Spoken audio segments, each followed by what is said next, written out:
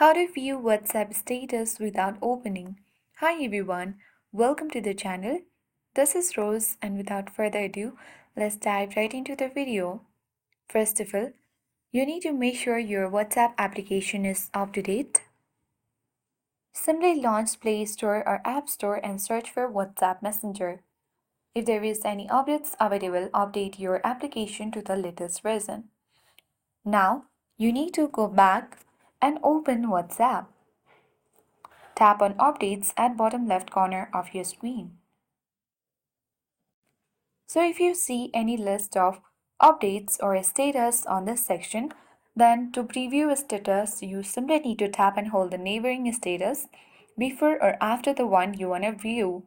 Without releasing your finger, you need to swipe left or right slightly to peek at the desired status. And that's how you can easily see or view WhatsApp status without fully opening or without them knowing.